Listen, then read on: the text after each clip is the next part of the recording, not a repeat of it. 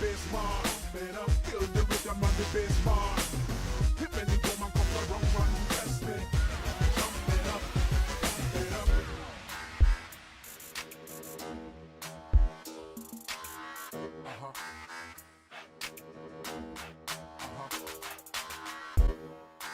Bite all my stress. Bite all my stress. Bite all my stress. Good evening, everyone. I am Tracy Casey-Arnold, better known as TA, superhero for life, but get it right, superhero for Christ, reporting into the Bat Cave tonight. Oh my goodness, I'm just so glad to be here, and I'm so glad to be live, and I'm so glad to be sitting in this chair, and I'm so glad that I can see. God is good.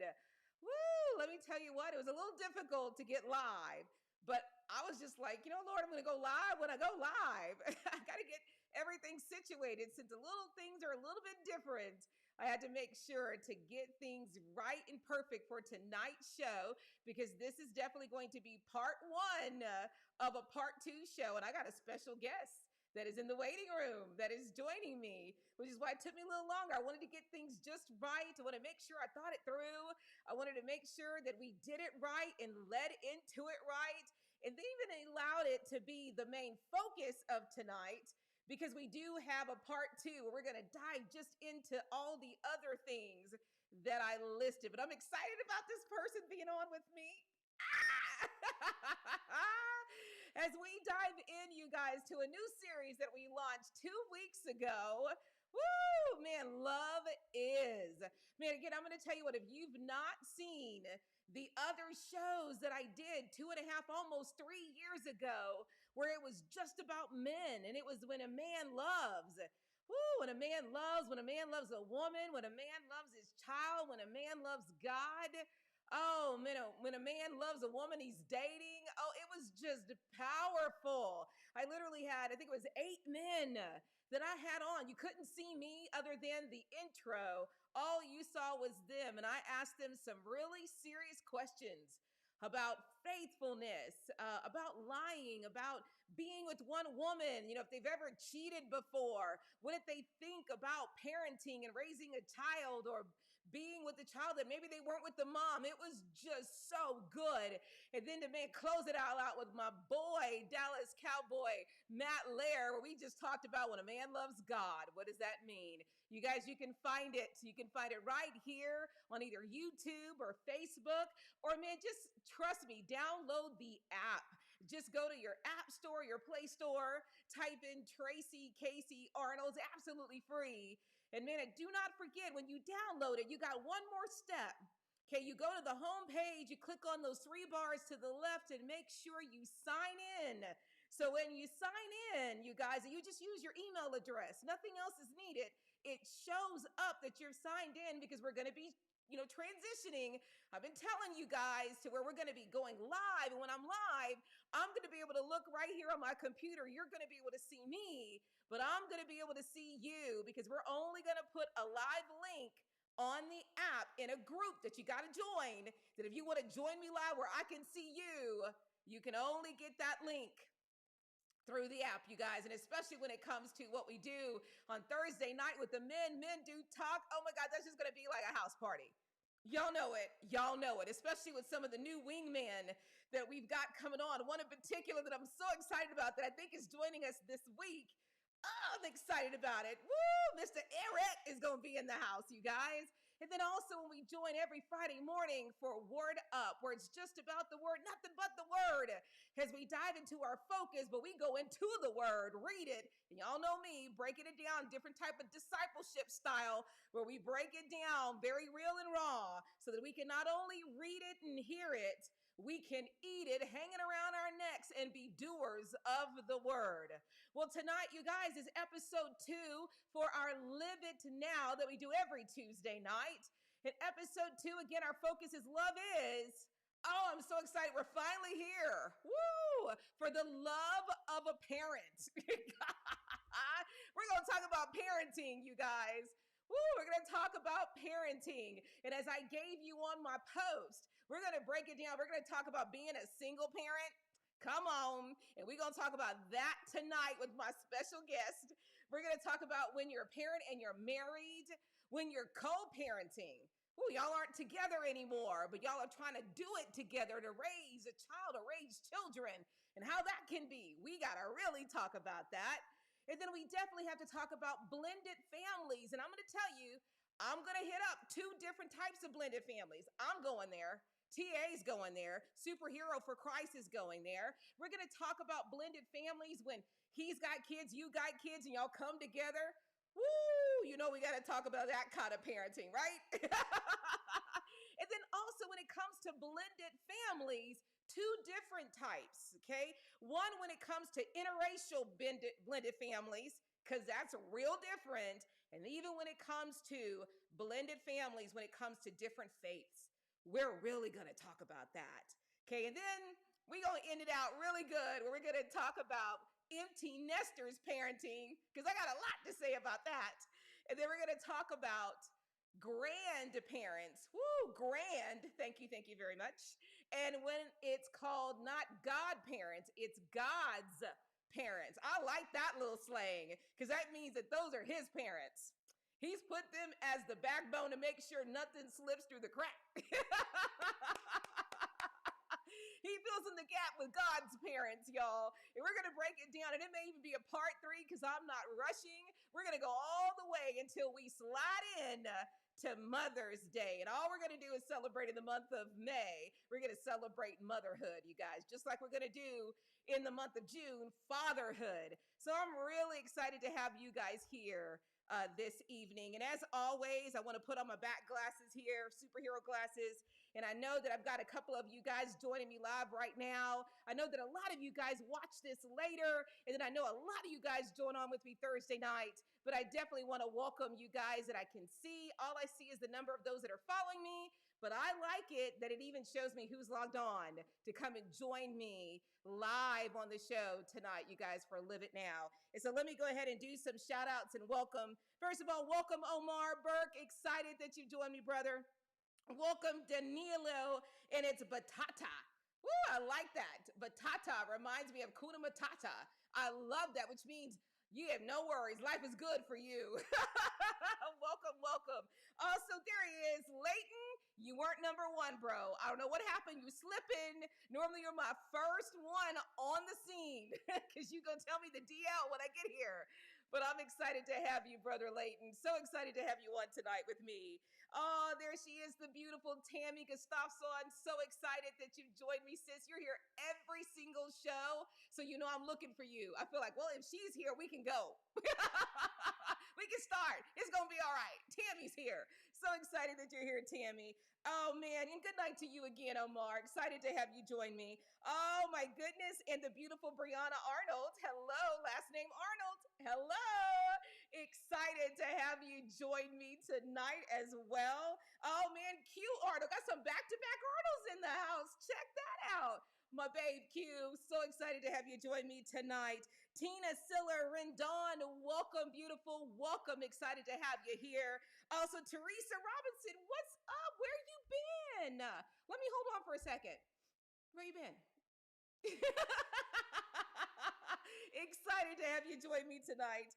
Cliff Parton, welcome, welcome. Excited to have you join me. Oh my God, Captain Kirk is in the house. Captain Kirk, what's up? What's up? I've missed you. Now that you've hung out, I'll be looking for you every week.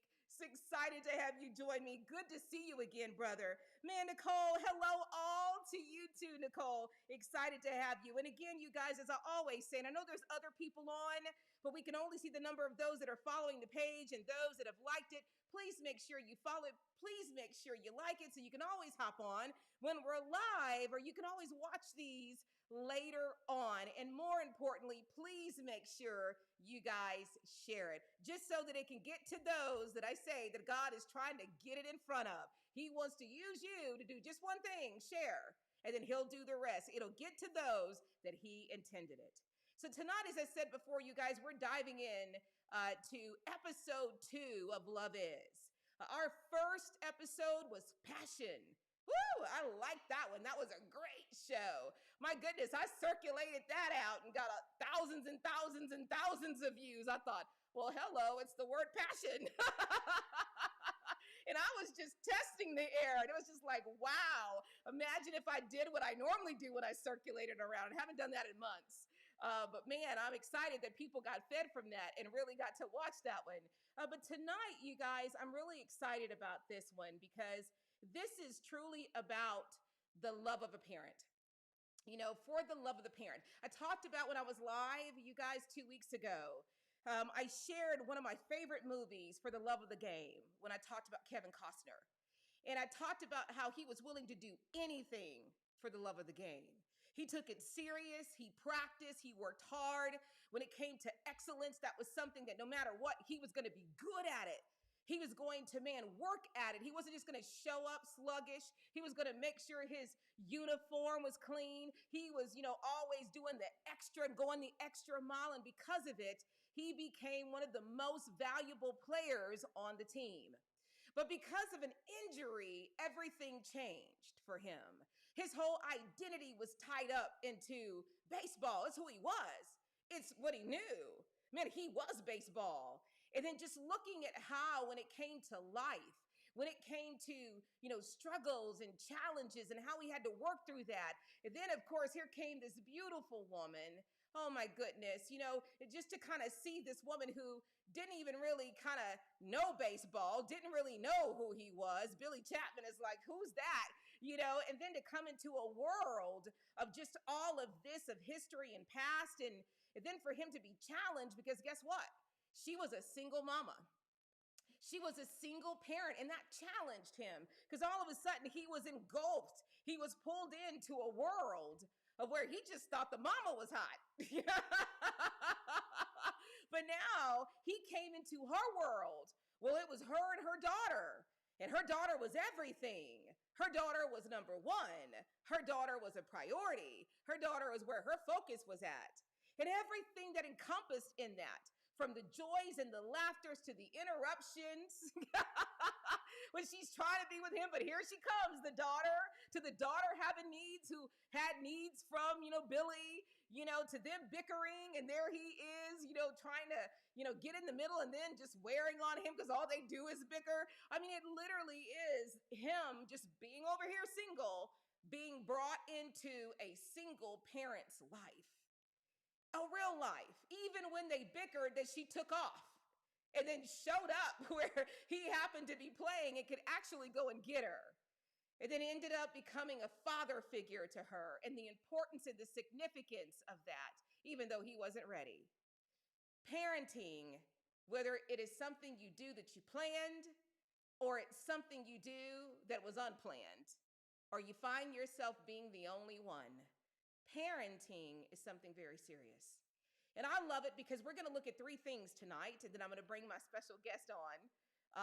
And so the very first thing I want to look at is I want to look at the foundational scripture that we're building all this in. It's like a bowl, and we're putting everything in the bowl, okay? Or everything we're taking out comes from this bowl as far as my focus. My main intent, my main purpose, my main focus of love is going to be founded on Colossians 3:23. Put your heart and soul into every activity you do, as though you're doing it for the Lord himself and not merely for others. And I'm going to say it, TA, or for you. I'm going to say it again. This is about where we're going to focus on. Everything we're going to talk about in this series is putting our whole heart into it. Putting everything that we've got into it. As Colossians says, put your heart and soul, man. Everything, every activity that you've got into it, and do it in a way that you're doing it for God, for the Lord himself, not just for others or even for yourself. Because so many times when it comes to things that we do it for ourselves. We do it where it pleases us. We do it where it tends to us. We do it in the way we want to do it. This is saying, put your whole heart and soul into something so much as if you are doing it for the Lord, not anybody else, not even you. And to me, that's kind of like that beast mode, that crunk, that crushing it, man, just engulfing yourself into it, just like we saw Kevin Costner in For the Love of a Game. Well, tonight we're going to talk about For the Love of a Parent, for the love of parentship, loving being a parent. How do you put your whole heart into being a parent? Or what does parenting mean? Or, man, what does having a child mean? How can we glean from that? And so that's kind of what we're going to be eating off of, taking meat off a bone over the next two parts, which may end up being, I've watched the Lord do it, he just breaks it down into three parts. Well, I want to dive here before I bring my special guest on. I want to make sure you guys know that the topics that we're going to be focused on in this series is going to be when it comes to friendships, when it comes to dating, when it comes to an engagement and being married, when it comes to parenting and grandparenting, which we're going to cover in this part 1, part 2, maybe part 3, when it comes to work, finances, building a business, and more importantly, when it comes to self-love. We got to really almost probably make that episode all in itself. Self-love, okay? And so this is what I want to glean from episode 1 before we dive into episode 2. My main point in episode 1 is do it with your heart and soul, but do it in the way, not just for the Lord. Do it the way Jesus did it. Woo! Do it the way God did it. God loved us so much that he sent his only son. Man, that's an all in. That's an all in. That's like, I got nothing left. I'm putting everything on this table. I'm putting my only son. That's how much I love you. That's how much I love my children, not just the ones here, but in the future. That's love. But passion, as we discussed in part 1, episode 1, I want us to do it not just in the grandness of God, all in heart and soul, everything on the line, but I want us to do it in the passion of Christ, where it was literally all the way through the end. And I'm going to say it, even if you have to go through all of that. Look at what Jesus had to go through. Look at the passion that caused him to endure all of that pain, all of that struggle, all of that heaviness, the hardship of the walk of Christ, all the way to the cross, all the way to death. That's the kind of passion that we do it in the size of love of God, but we carry it out all the way to the end in the passion of Christ. And tonight we're going to talk about doing that as a parent, okay? And so I want to kind of go into, first of all, when we look at parents, the very first role model that we have is obviously our Lord and Savior as a father. And I wanted to just go quickly and give some attributes. And I want you to kind of sit here and I want you to think on this. Whether you're watching it live with me today, or you're going to watch it in a couple of days, because this will be one that I circle out there. All the loved ones I'm circling out there. Our Father, our Lord's attributes of a father is number 1, his love never ends. It's not only a love that never ends, it's a love that's beyond enough love. It's overflowing love. Okay? It's a love that is shown always. Ooh, come on, God. I felt that in my back. It's a love that's shown always. It's also a love that commits him to us. That means no matter what we do, he's committed to us. And no matter what happens, no matter what we do, he shows his love even in all of that. Okay? It's compassion. Thank God our God has compassion on us, especially in times that we're in right now. Thank you, Lord, for your compassion, because he could say, look, y'all made this bed, sleep in it. I'm out. Y'all are grown. And thank God he's got compassion to say, no, these are my kids. They're mine. Kind of like an intercom. Yes, we've got little Johnny on I am 5. Whose parent is that? And God's like, mine. Woo, clean up on 5 from little Johnny. And God's like, that's my son. Man, I love that compassion. And then I love that his love has action. He's loving when he speaks, and he's loving in his actions. Woo, come on. Things that he does. He shows love in what he says, and he shows love in the actions. His actions show love. I don't care what he's doing, there's love in every single piece of his actions with his children. The other thing that I love is that he's a father that will not only be there in birth, he's a father that will be there in life. He's a father that will be there in the good times. He's a father that will be there in the bad times. He's a father that will be there even when you're in serious trouble. He's a father that will be there when you're in sickness and in health. And he's even a father that say, death ain't gonna do us apart. If anything, we about to go up.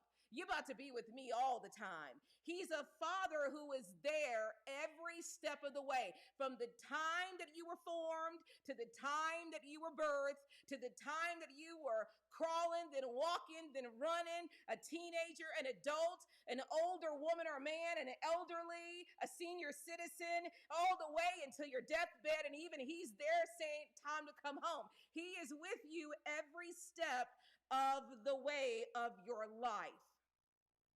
Our Father is righteous, and he is about what is right from wrong. He never lets us do something that isn't right without us having consequences. Thank you, Father. He is about teaching us right, being about right, upholding right, being an example of right. Come on. Woo! And everything we do where we ask for forgiveness, our Father forgives us every time. Our Father doesn't even hold grudges. I'm going to come back to that here in about 3 seconds or 10 seconds. But I love that he is a father that even in those moments, he is there. Even when things are bad, he is there. I absolutely love that. Even in consequences, even in things that he does. And because he loves us, there's consequences. There's consequences that we must pay in order for us to live life right. And I love it that our Father doesn't have conditions on his love to where, nope, you don't get me because you did this. Or nope, I'm not going to love you because you've done that. I love it that the moment that we do something, yes, there's consequences, but I love it that our God says, not only am I going to forgive you, I'm going to take what you ask for forgiveness, and I'm not going to hold any grudges. Matter of fact, I'm going to forget it. I'm going to take it and throw it away as far as the east is to the west, and not hold on to it or be angered in it or stay in angry or be mad at you for several days. The moment you say, forgive me, our God's love is not conditional, that he will forgive us. And our God's not conditional, that there's all these things we got to do in order for him to give us love, to show us love. Our God can be mad at us and will still love us in that moment and show us love. Our God is an epitome of the word love. Our God disciplines and corrects. Let me tell you what, he never goes where there's consequences. You must know that there's going to also be discipline. And there's going to be correction called conviction in his word. Okay, because he doesn't just want to correct you once. He wants to correct you so that you get it right from this point forward. Because when you do wrong, when you sin, it creates separation from the Father. So he wants to teach you in a way that you'll never do it again, so that you're never separated from him, from his love, from his provisions and providence and covering. And I love it that not only does he command for us to do good and be right, okay, and he commands us to honor him and do what he says. I like it that he doesn't just say it, he role models it. Come on. Woo! So many times, come on, let's raise our hand.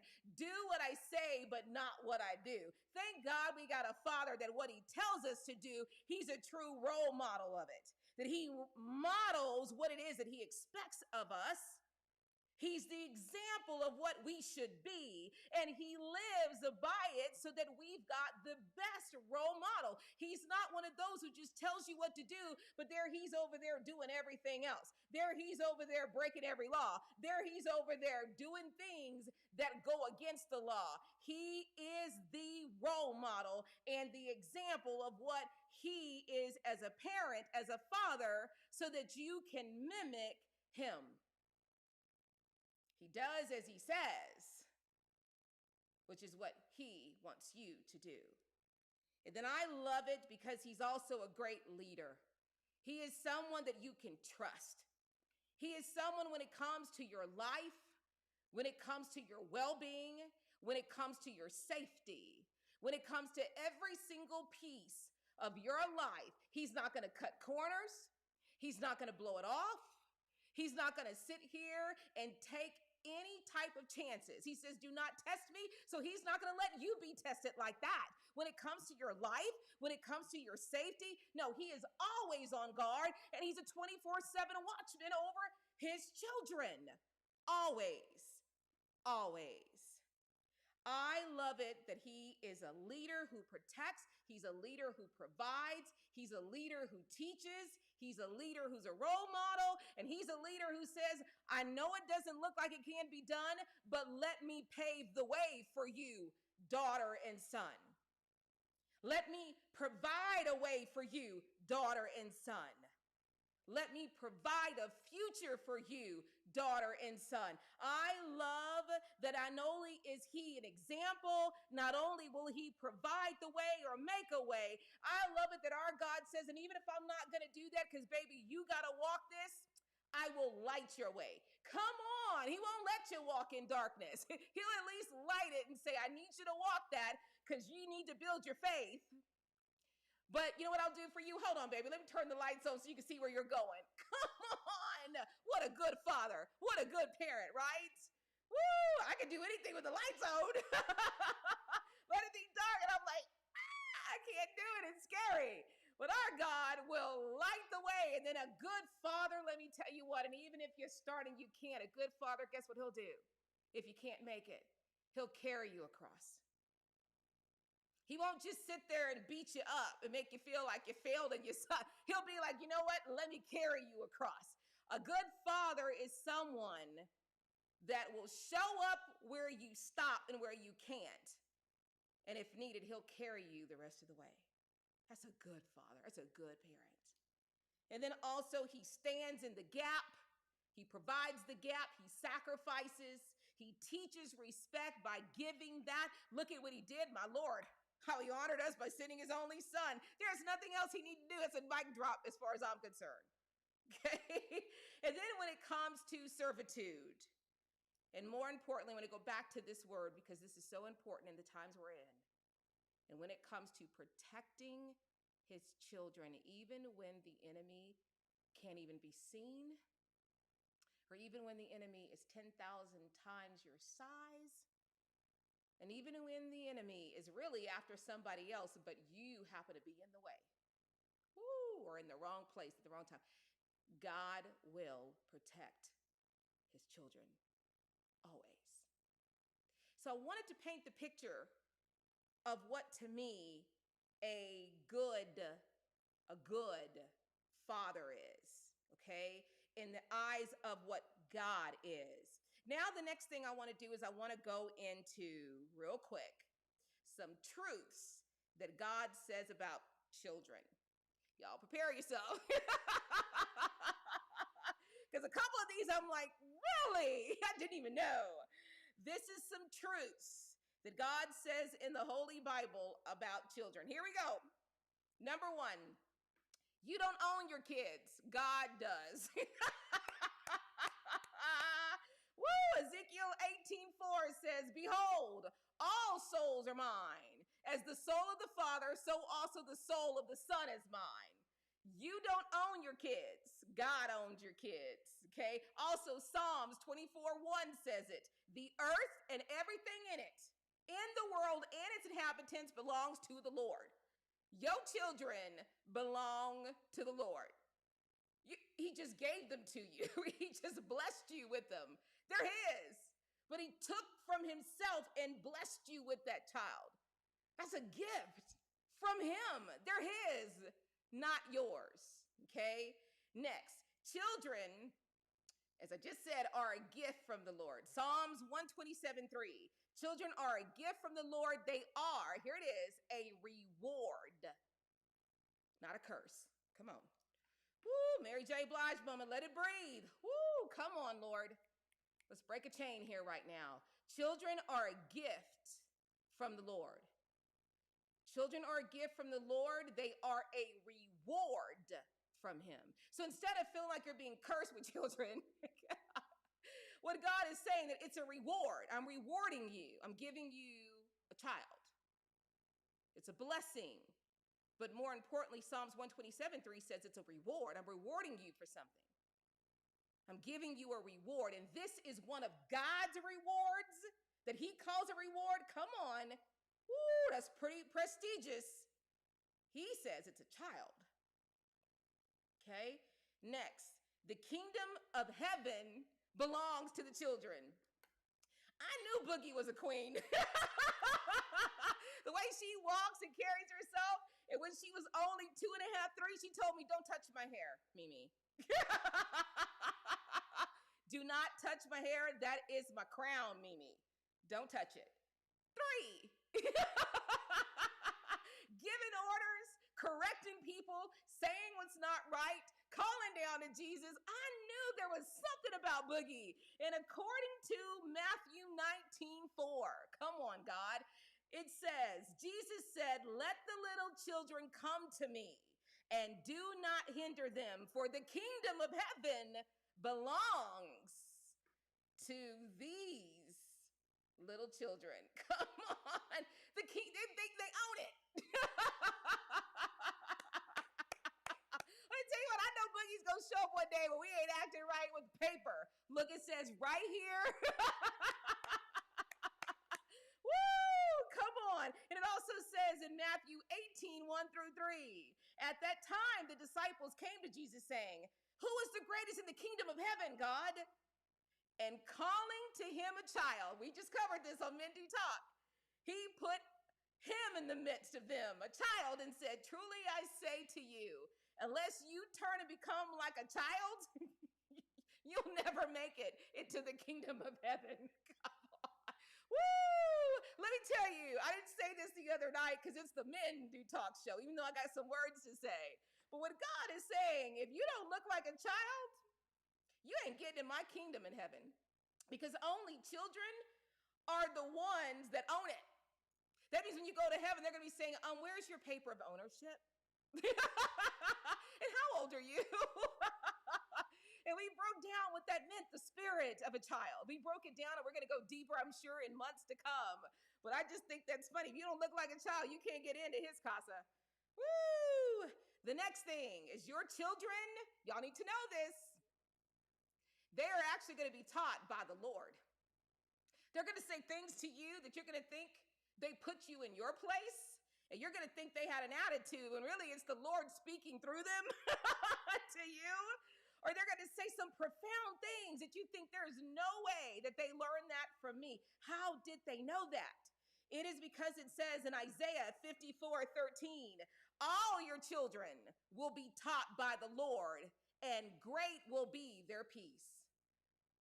I know I told y'all the story of Boogie running late for school, one day, sitting on the toilet for 45 minutes. She got in trouble with her mama. So later on, I knew I had that conversation, 45 minutes on the toilet. She's going to get in trouble with her mama again if she does that. And so the first thing she says, I want to pray to Jesus. I think I told y'all the story. And I'm going to fast forward the reel to the part that she literally said that she was having a conversation with Jesus on the toilet.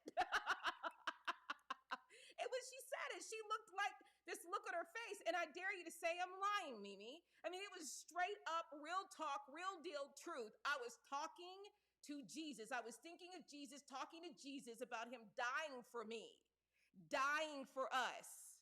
Woo, come on, 5 years old. He says, I'll be the one teaching your children. And I'm just going to make a TA joke because I think he says, with this world, look, y'all aren't getting it right, so I'm going to do it.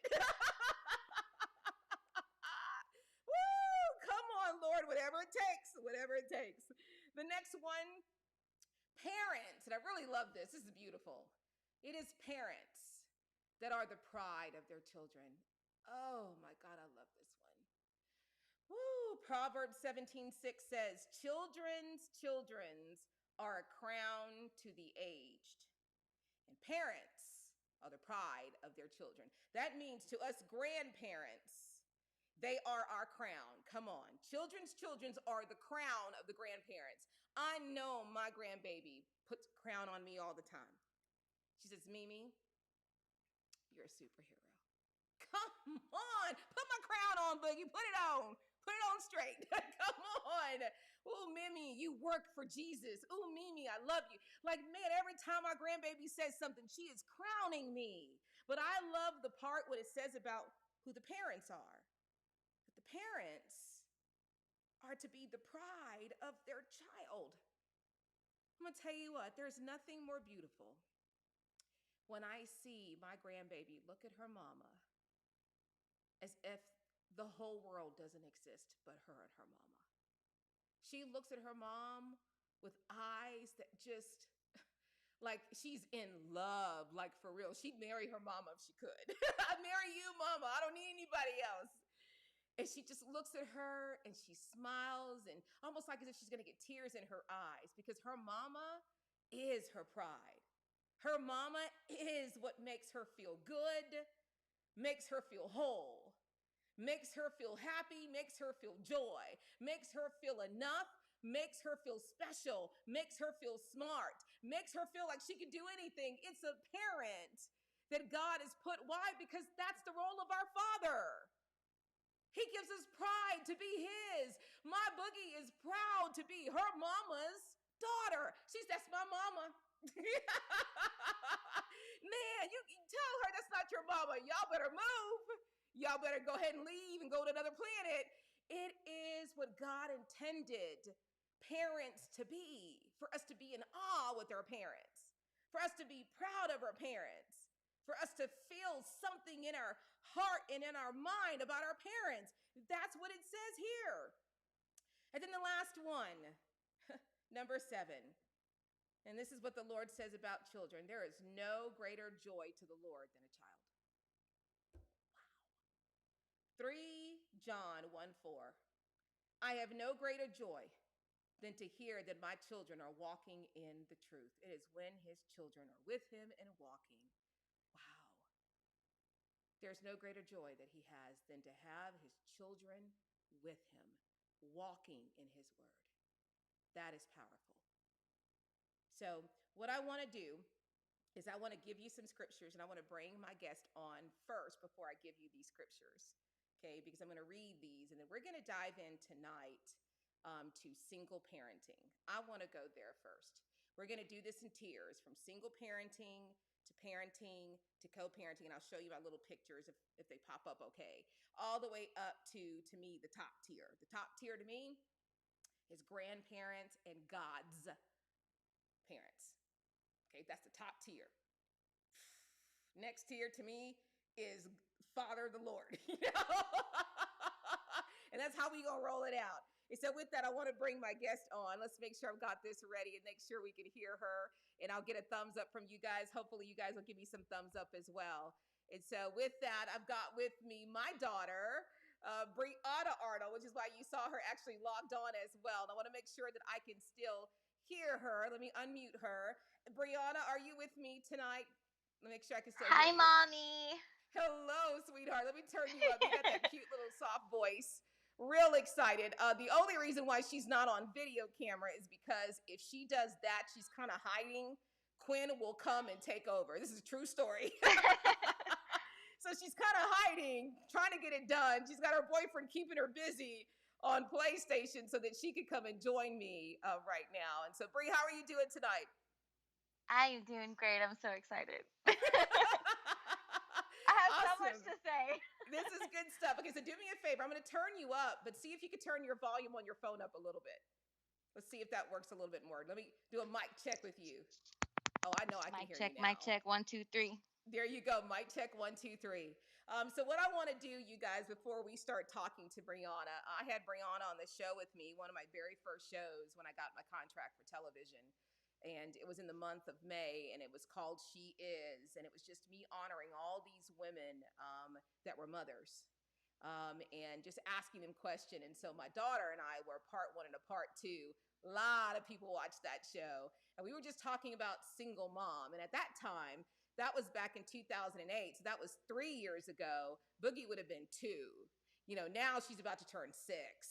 And so there's a lot of differences now when it comes to being a single parent and even raising, a child in the world today with everything going on. And so I want to read these scriptures to you, and then Brianna and I are just going to have a candid conversation, about some of the things for about, 20 to 25 minutes, no more than that, you guys, about single parenting. Okay. So let me kind of share with you what God says parenting is in the word. Okay, so we talked about what God is, attributes, and then what God says about children. Well, this is what God says about parenting. And I'm going to go very quick. Number 1, we are to train up our child in the word. Proverbs 22:6, train up your child in the way he should go.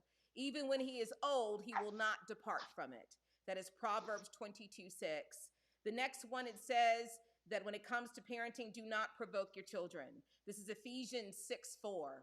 Fathers, do not provoke your children to anger by the way you treat them. Rather, bring them up with discipline and instruction that comes from the Lord. Ephesians 6:4.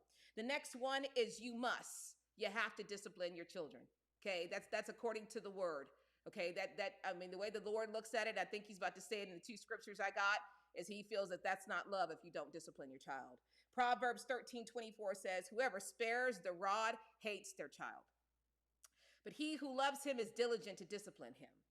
Hebrews 12:7-11. It is for discipline that you have to endure. God is treating you as his son. For what son is there whom his father does not discipline? If you are left without discipline in which all have participated, then you are a legitimate child and not my son. Besides this, we have earthly fathers who discipline us, and we respect them. Shall we not much more be subject to the Father of spirits and live? For they disciplined us for a short time, as it seems best to them, but he disciplines us for our good, that we may share in his holiness. For the moment, all discipline seems painful rather than pleasant, but later it yields the peaceful fruit of righteousness to those who have been trained by it. And then Ephesians 6:1-4. Children, obey your parents in the Lord, for this is right. Honor your father and your mother. This is the first commandment with the promise that it may go well with you if you do, and that you may live a long life in the land. And then it says again here, fathers, which means fathers and mothers, do not provoke your children to anger, but bring them up in discipline and instructions of the Lord. The next one is model what you teach.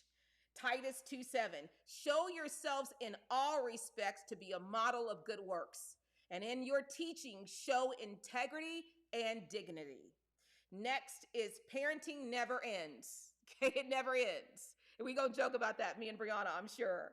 Deuteronomy 6:4-9. Hear, O Israel, the Lord our God, the Lord is one. You shall love the Lord your God with all your heart and with all your soul, with all your might. And these words that I've commanded you today shall be on your heart. You shall teach them diligently to your children, and shall talk of them when you sit in your house, and when you walk by the way, and when you lie down, and when you rise.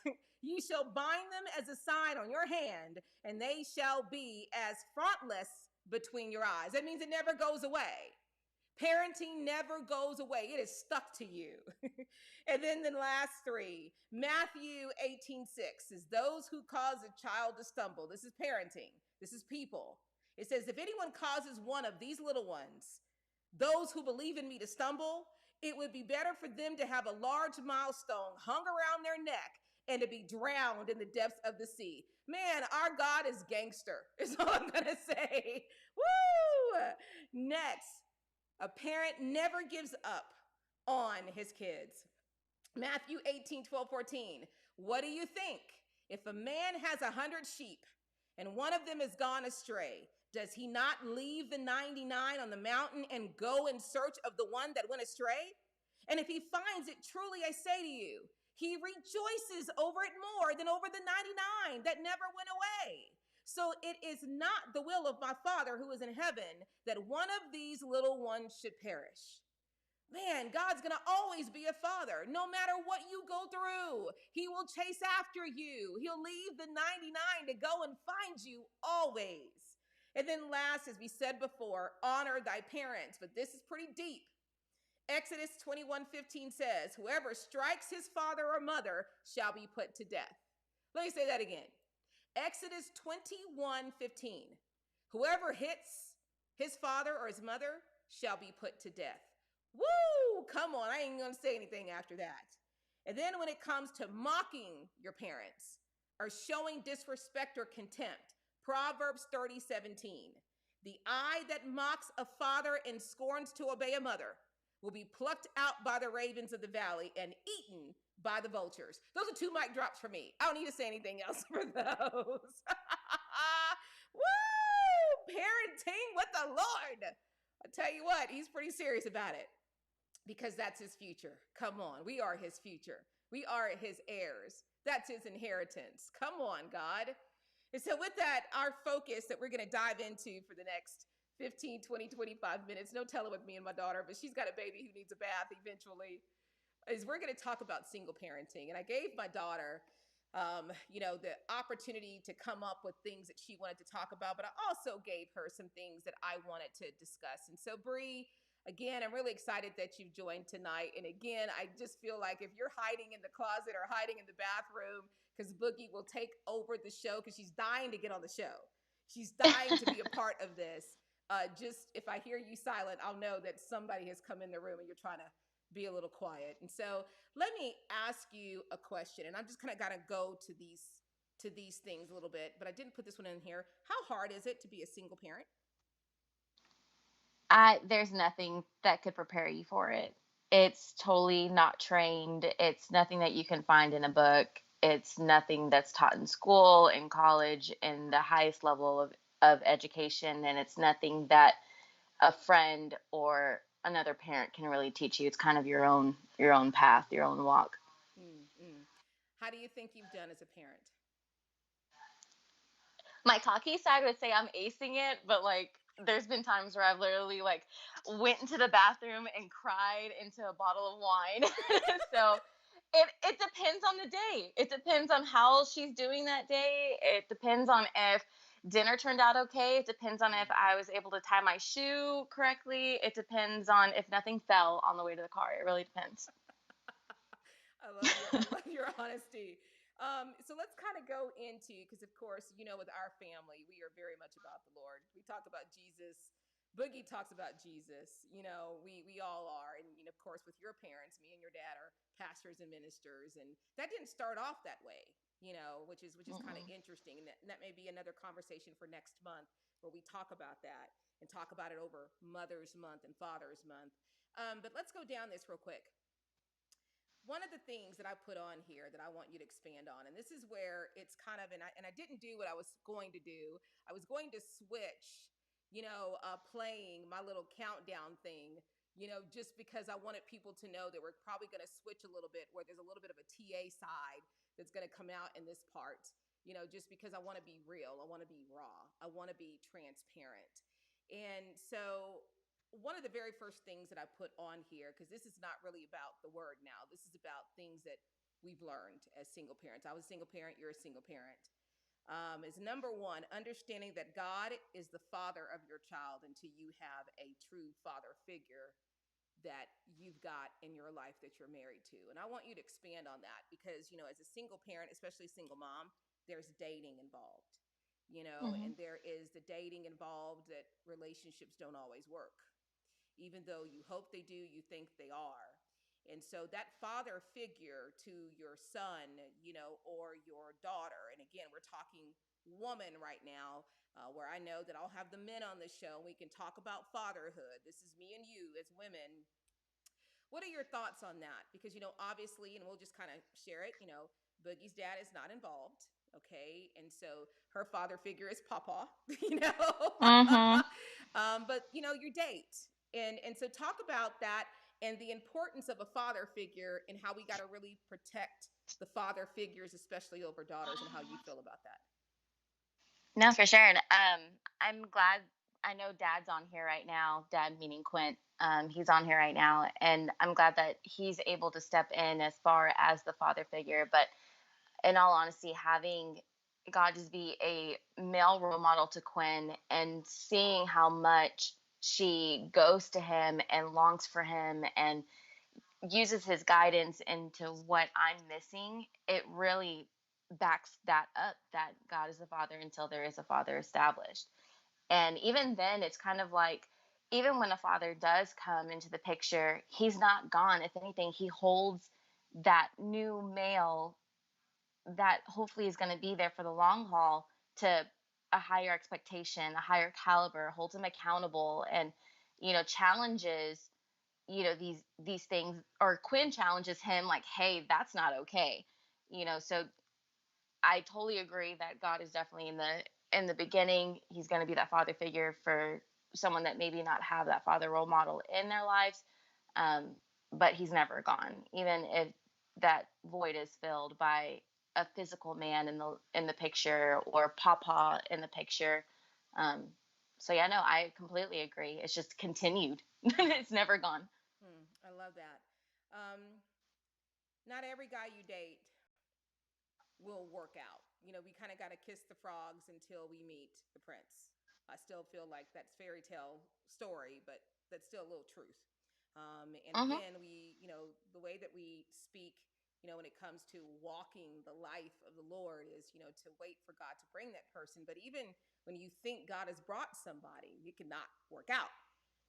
So when it comes to that, dating and having different men, in front of Quinn, who is very aware, very intelligent. She speaks her mind. We'll go into that here in a little bit.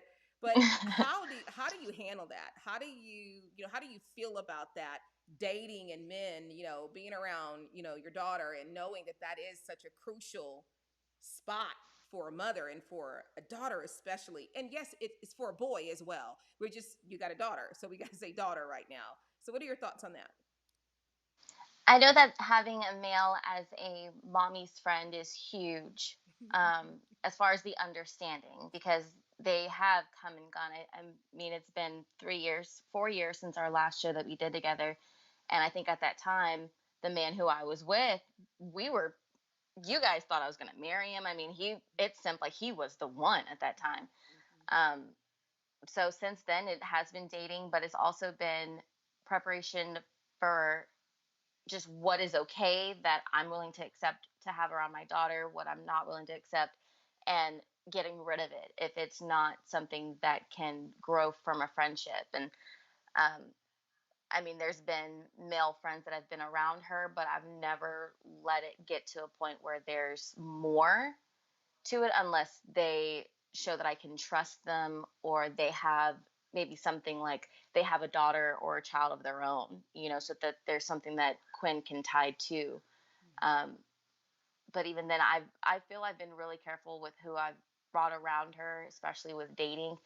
Even with Chris, my boyfriend right now, it was mommy's friend in the beginning, and then it emerged into a relationship. And even then, it was still keeping, like, whenever she's in Bath, I would make sure Chris was not here. And I mean, there were a lot of restrictions that I had put, just to make sure that she was comfortable and that my mindset, I was comfortable.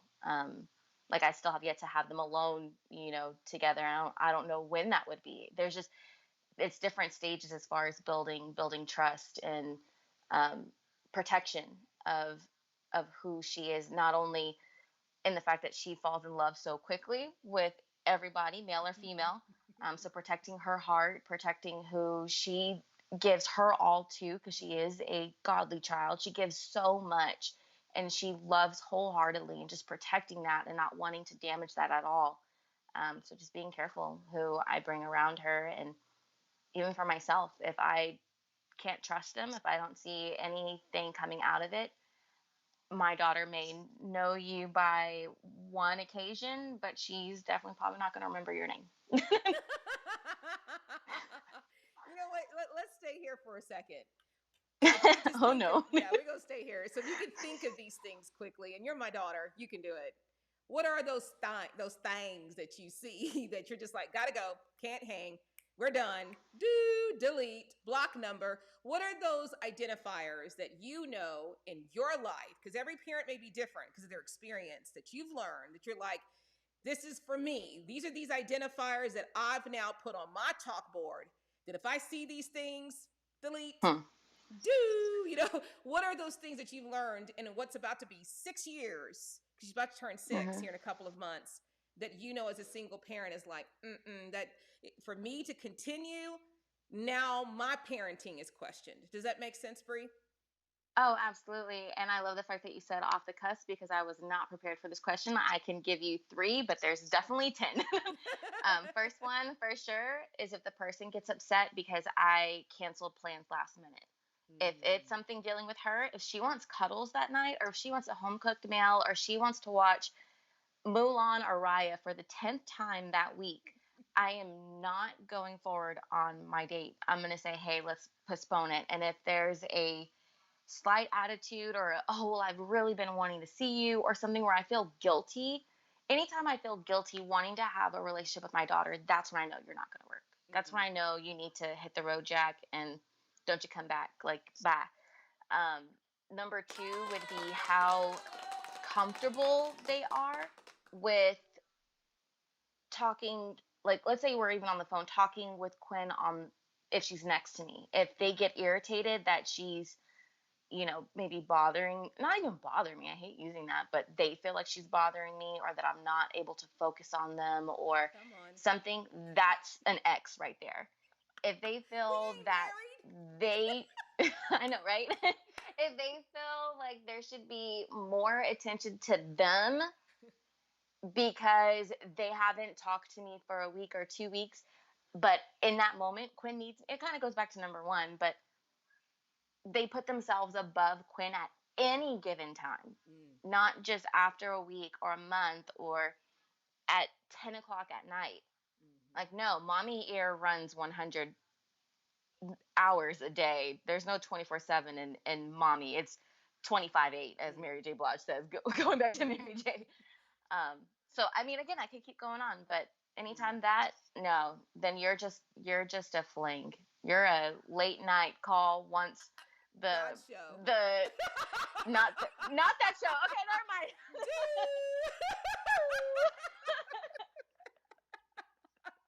Yeah. I know we did that last time we had that You talk, but did. okay, you're right. You You're right. did. You let one slip and you looked at me and everybody online were busted out laughing. I'm like, I'm a pastor. And you're like, oh, sorry. Yes, yes, yes, yes. They end up being a nobody. Let's just go ahead and say Yes. that.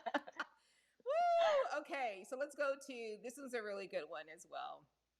How important is it as a single parent to stick to a schedule with a child? Very important.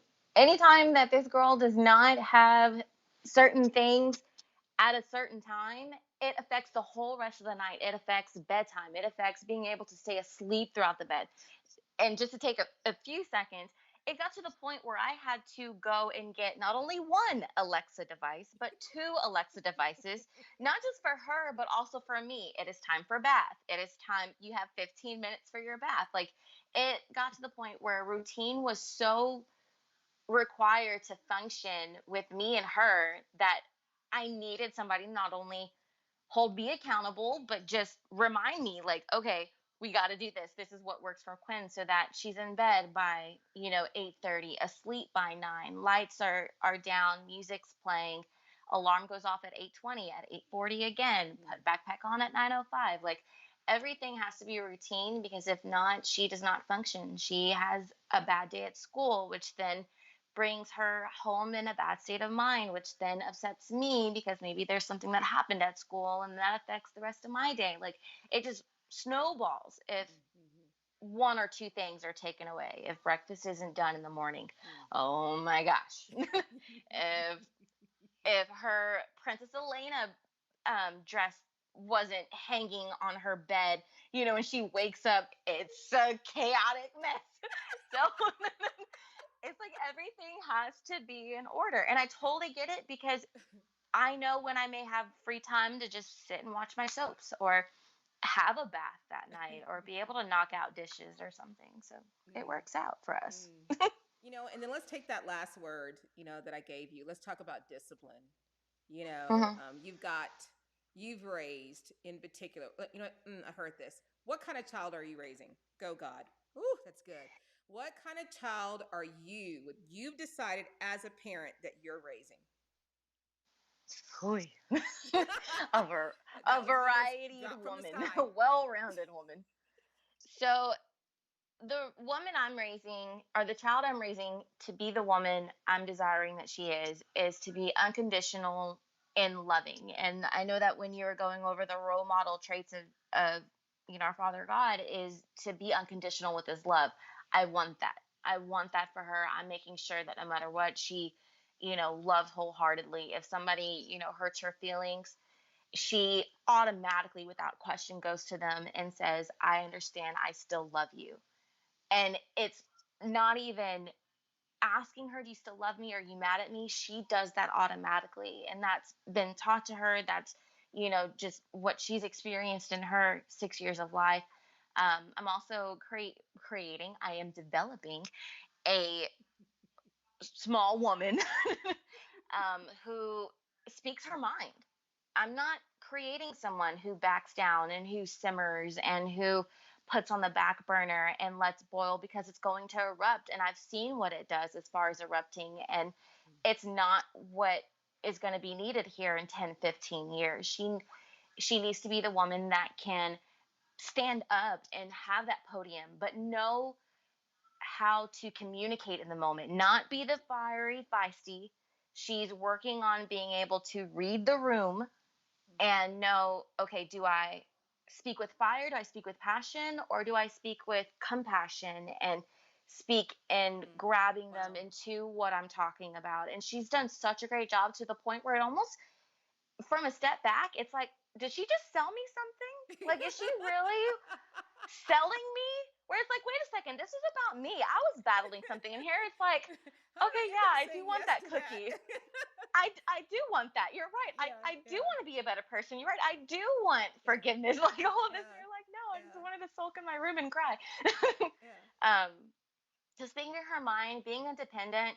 Um, sh- I know that a lot of the things I've tried working with her on over the years is being independent. So folding her own clothes, putting them away. I'm Yes, pretty sure a lot of parents are hold like, up. oh Please tell people, when did you start teaching my her how to take her own bath, fold her own clothes, get dressed, literally, and I'm exaggerating a little, make her own dinner.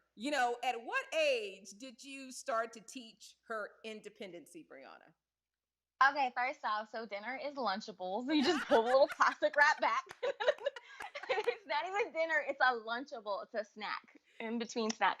Um, Not to lie, I think about like two. And I kind of I joke about this, but it really makes sense as a single parent. We're in this together. Mm, We're both in this holding hands, working through this. It's gonna be me and her no matter who comes and goes in our life. And if I'm working, needing to pay the bills to cover me and her. I need her to be able to turn the bath on for herself, or I need her to be able to wash her hands, or, grab a snack from the fridge and be able to pull it back.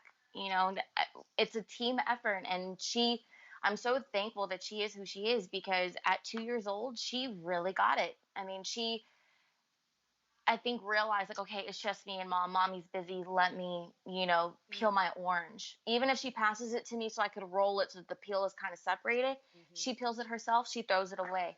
She's OCD from the beginning.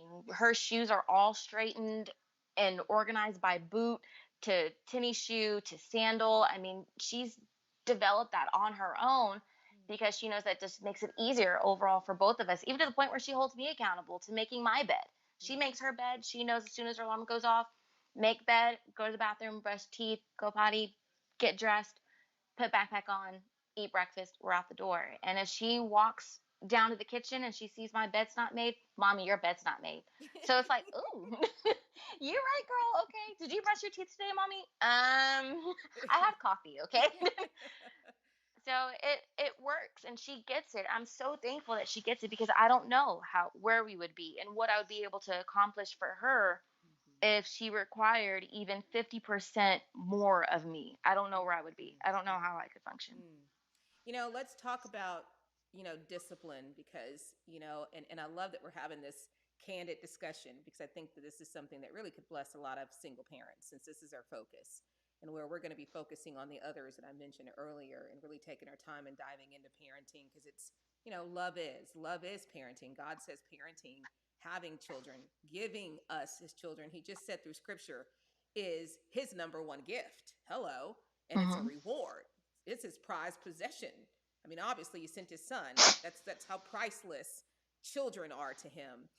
And so I know that for a while, you and I were totally not on the same page with discipline, but I knew and saw what you were doing with it. And I really had to come and stand with you in a lot of regard in it because number one, the word teaches it and says it. But what you're also trying to do is to correct those things that I saw that would be those things that if you let them slack as she gets older would be an issue. And not only Hmm. that, when it comes to how you've been tough with her. I think I said on one of my shows, many shows ago, where we went to go watch her on this bouncy thing, and me and Papa are, it's glass and we can see it, and you're in there with her, and she just made this mega dive. We thought she broke her neck, everything. We jump up, we scream, and all of a sudden, there you go over her, and you got your finger. We can't hear you, and you're like this to her. And then all of a sudden, she gets up and turns to me and Papa, I'm okay. I'm okay. Me and Papa are about to have a heart attack. And then we saw as you told her, get up. Are you okay? Do you need a doctor? Do you need to go to the emergency room? We started to see, that yes, there needs to be compassion, but we saw this underlining of you teaching her how to bounce back when things happen, how to get back up Hmm. when you fall. And so, we've kind of come to this place where you and I are in the middle with that. And I think that's where God says we're supposed to be in the middle. And I've always told you what a phenomenal mom you are. And I totally got your back when it comes to discipline. And so let's talk about that. And luckily, like I was blessed with you, you were not a daughter that was out drinking, doing drugs, and all of that. Praise God. Your issue was just you not being where you were supposed to be and telling me you were one place and you weren't. But God would always, have the light shown on you. So you were always caught. Bless your heart. You always got caught. You never got to go and get away with things. Thank you, Jesus, for that. And you've got a beautiful daughter who you don't have all those issues with. But how important do you think discipline is? And I don't know how to ask this, because we've been learning, you and I. And where do you think discipline starts and where it should stop? Does that make sense, Bree? Because I want your Yeah. opinion. Okay, go ahead. No, absolutely. I I'm actually happy with how I've been disciplining now, because I'm not needing to really anymore. I know that Mm, up until probably about mid last year, discipline was tough. It was hard on her. It wasn't anything CPS needed to be called about. So let me make sure that I'm phrasing that correctly. It wasn't that. It was, maybe more assertive of communication. it was a It rod, was, like the word in scripture. It was a striking yes, of the rod. Let's say yes, that. Intense. absolutely. Yeah. Okay. And I'm so glad I did that, because now I don't have to. It's an automatic known that if she's jumping on the couch and she's not supposed to, or she's pulling on, my our baby Max's ear, but he's a baby, but he's a 70-pound baby. So let me make sure y'all kind of picture that. And she's pulling on his ear and he's growling, that I can say, Quinn, don't do that. And Mm, she knows that there is authority in what I am saying, that there is a an immediate stop that she needs to do, or that she needs to do something and follow instruction. mm-hmm, And mm-hmm, I think last year was really the turning point where it now became more of a verbal talk through, to the point where I think when you and I had talked in November last year, so November 2020, mm-hmm, I said that I really wanted to work on understanding her thought process, which I think is important, because for 5 years it had been, don't do this, don't do that, you shouldn't do that, it's going to burn you, blah, blah, blah, giving her the issue, the problem, what could happen, and then telling her what she needs to do. But now actually understanding, okay, what's left that needs to kind of be chiseled off, and having her sit down and talk for 10-15 minutes about why she wanted to pull on Max's ear. Asking her those open-ended questions, developing that sales tactic on her. Why do you want to pull on Max's ears? Well, because they look cute, mommy. Okay, well, what happens when you do that? He bites me, mommy. Okay, exactly. So are we going to keep doing that? No. Exactly. Kind of like taking it from a just telling, and I say this because Mhm. I'm listening to you, to a teaching moment. Correct. And you have And found through, making go sure ahead, that she go ahead. understands. Yeah, this is really good because, when we think about, how the Lord is with us, when we first become a new believer, it's all don't do that, don't do that, you can't do that, no to that. It really is that process until we start to learn. And then now it's going into a teaching moment now. At first, it's just this is what you do, you don't do. And there's really not Mhm. a teaching to it, it's just a do and a don't.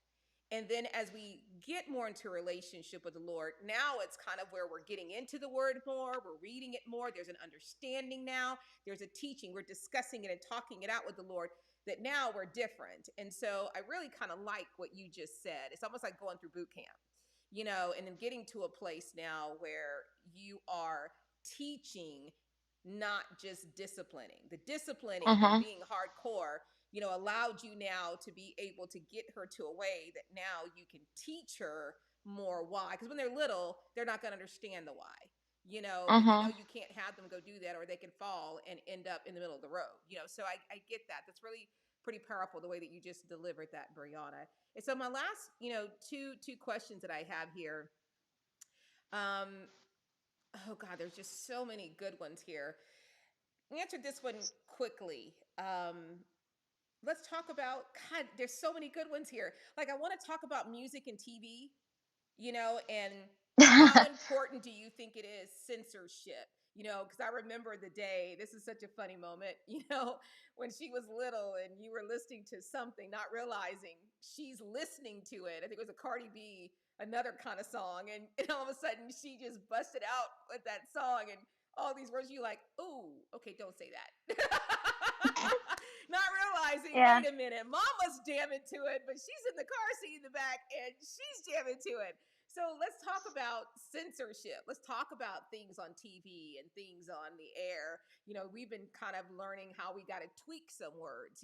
Bruno Mars's Mhm. song, I think it was Bruno, it was a Jason Derulo's song, something about, I forgot, I had to change the word to sandwich because that's not what Yeah. he was saying. Sandwich love. Yes, Thanks yeah, so much. yeah, Yeah. that's so not what he was saying. And she goes to a Christian school. I'm like, okay, time out, because that is so not going to work. So talk to, other parents too, and share your experience. How important has it been that you've learned when it comes to censorship with music and television, with everything in the world right now, and teaching her?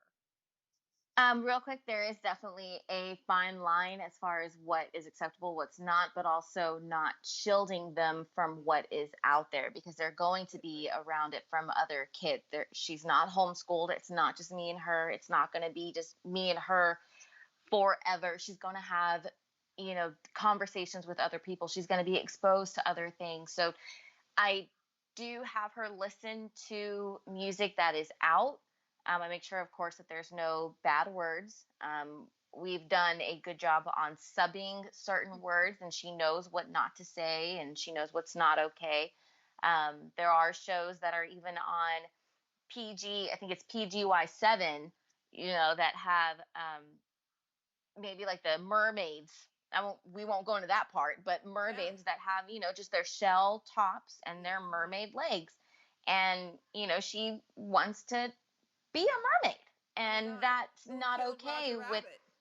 Hello. exactly. Or even Roger Rabbit, which is on Disney. God, what happened And there? here's the Queen Vixen herself, Jessica Rabbit, and she's walking like her, and I'm like, okay, that's okay to play here at home, Quinn. Don't do it around anybody else. Like, you can do it in front of Mimi, you can play and pretend, but that's something that you don't do outside the home, and she knows that, and it's protection on what and understanding, making sure that they understand. Okay, so protection on what they're exposed to, whether it's games, TV shows.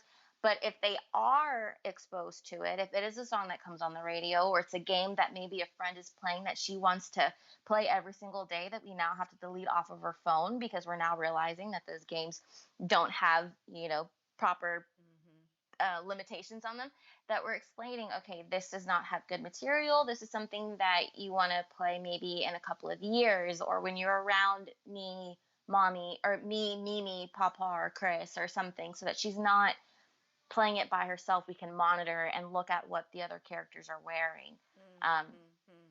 But I feel it's definitely important for her to know that it's out there, so that she knows what's okay and not okay. Come on. And I love what you said. I'm gonna stand with you in that, because sometimes too much shelter means they're not prepared for the world.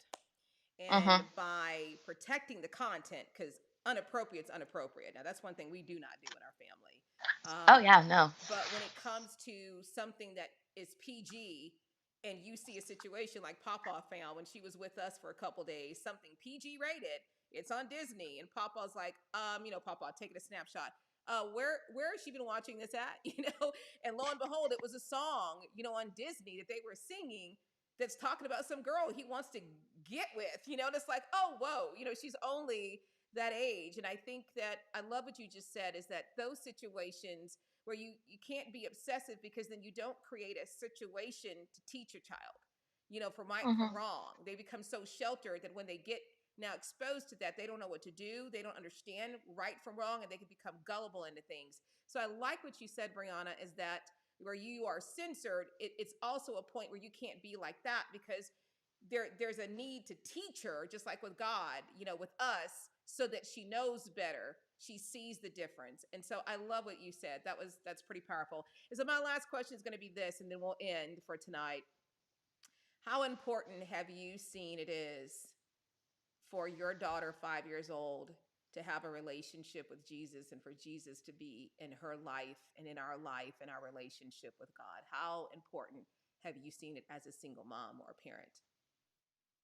It's a requirement with any relationship activity that she does, from repercussions to initiations to accountability to waking up on the toilet for 40 minutes talking to Jesus, from being in the car and wanting to listen to Break Every Chain or Fill Me Up, or, you know, she it's a huge, huge part of her, just, and that's by choice. That's not by me beating it down her throat, or you know seeing you and Papa, talking about it all the time, or being about it all the time. It's really her choice. She has a direct line. We joke about this. She has a direct line to Jesus, and she talks to him about her problems. If she's having a bad day, as soon as she gets in the car, I need to talk to Jesus. And I don't clock in. I go sit on the bed with her. I grab the Bible with her, and she puts her, Jesus, I need to talk to you. Will you talk to me? And she reads her verses, or I read them, but they're her reading. Um, it's a huge part of her. It's her escape. It's her journal. He's her best friend. He's everything, every hole that I'm not able to fill, and my overflow of what I'm doing and how to do better.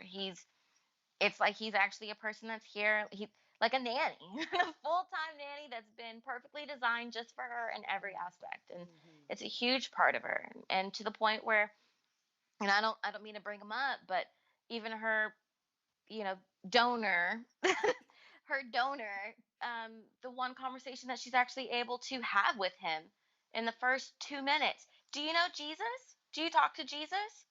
Where it now put him, I do know him, but it made it where that's what she wants to talk to people about, what she wants to strengthen and initiate anything about is, do you know Jesus? Do you know our God? Do you know that Mary is Jesus's mother? Like she goes through everything. Do you know Christmas is about Jesus's birth? Do you know Easter is about Jesus's resurrection? Like she knows all of this, and it's all her own desire, her own passion, and what she wants. She wants to help people. She wants I mean, if I go in there right now and say, Boogie, what, or Quinn, what do you want, to do for people? I want to help people know Jesus. She says that off the get go, and that's not been taught to her. It's her own desire. It's a Mm. huge part of her. Sorry to really keep going on, but I'm really trying to emphasize, like, that's her Yeah. on her own. Yeah. Yeah. And I will say this as we end, and really all we had to do was introduce Jesus to her, just like an Hmm. introduction, like you introducing a friend.